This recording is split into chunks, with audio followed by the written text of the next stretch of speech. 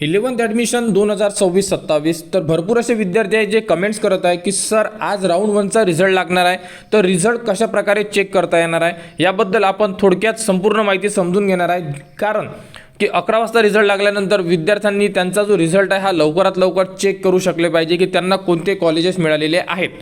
ठीक आहे, तर सर्वात पहिले तुम्हाला साईडवर यावं लागेल। ठीक आहे, साईडवर आल्यानंतर तुम्हाला ही जी ब्ल्यू लाईन दिलेली आहे या ब्ल्यू लाईनमध्ये एक ऑप्शन ॲड केला जाणार आहे। कशा प्रकारे हे सुद्धा तुम्हाला याच व्हिडिओमध्ये दाखवतोय। तर बघू शकता अशा प्रकारे एक ऑप्शन ॲड केला जाणार आहे। यामध्ये अलॉटमेंट लिस्ट असं एक ऑप्शन ॲड केला जाणार आहे। ही आपण लास्ट इयरचा विंडो बघत आहे, कारण की लास्ट इयरच्या जेव्हा अलॉटमेंट लिस्ट लागली होती राऊंड 1ची तर अशा प्रकारे ऑप्शन आलेलं होतं। तर विद्यार्थ्यांना समजण्यासाठी आपण हा पॉईंट इथे क्लिअर करतोय। ही जी ब्ल्यू लाईन आहे यामध्ये अशा प्रकारे एक ऑप्शन येणार आहे, ते म्हणजे अलॉटमेंट लिस्ट। ठीक आहे, तर या अलॉटमेंट लिस्टला तुम्हाला क्लिक करावं लागेल। क्लिक केल्यानंतर इथे तुम्हाला तुमचा अप्लिकेशन नंबर टाकायचा आहे, जो तुमच्या फॉर्मवर तुम्हाला मिळालेला आहे तो अप्लिकेशन नंबर टाकावा लागेल। आणि इथे तुम्हाला सर्चचं ऑप्शन दिलेलं आहे। सर्चला क्लिक केल्यानंतर इथे जर तुम्हाला कोणतं कॉलेज मिळालं तर संपूर्ण डिटेल्स त्या कॉलेजचं नाव, तुमचा merit number, merit marks A to Z माहिती तुम्हाला तुमच्या स्क्रीनवर दिसून पडणार आहे। तर या प्रोसेसनी तुम्ही तुमचे अलॉटमेंट चेक करू शकणार आहे।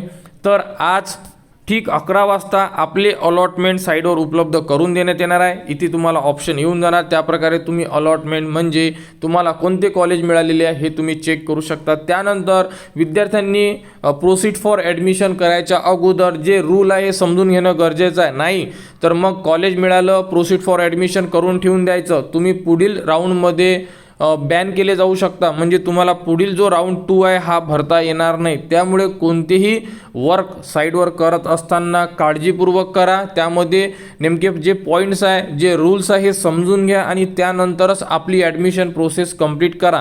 कारण जर तुम्हाला ॲडमिशन घ्यायची नसेल तर तुम्ही राऊंड 2 मध्ये फॉर्म भरू शकता। त्यासाठी सुद्धा काही कंडिशन्स आहे, त्या आपण अलॉटमेंट लागल्यानंतर किंवा रिझल्ट लागल्यानंतर संपूर्ण माहिती विद्यार्थ्यांना समजून सांगणार आहे। डॉक्युमेंट लिस्ट ऑलरेडी आपण आपल्या चॅनलवर दिलेली आहे, ती डॉक्युमेंट लिस्ट एकदा बघून घ्या। त्याप्रकारे आपले डॉक्युमेंट्स रेडी करा। यामध्ये TC आणि मार्कशीट नसेल तरीही काही अडचण नाही आहे, कारण की स्टेट बोर्डवाले जे विद्यार्थी आहे त्यांना TC आणि मार्कशीट मागितलेली नाही आहे। तर तुम्हाला TC आणि मार्कशीट ही सध्या ॲडमिशनला नको आहे। क्लिअर, जे CBSE वाले विद्यार्थी आहे त्यांनाच फक्त लागणार आहे, कारण की त्यांना ऑलरेडी त्यांची मार्कशीट आणि TC हे मिळालेली आहे त्यामुळे। ठीक आहे, स्टेट बोर्डवाल्या विद्यार्थ्यांना गरज नाही आहे, तुम्ही ऑनलाईनची मार्कशीट देऊन द्या जे तुम्हाला ॲडमिशनला जायचं आहे तेव्हा। ठीक आहे, कोणाला काही अडचण असेल कमेंट्स करा, संपूर्ण माहिती तुम्हाला 11 वाजता आपल्या चॅनलवर देण्यात येणार।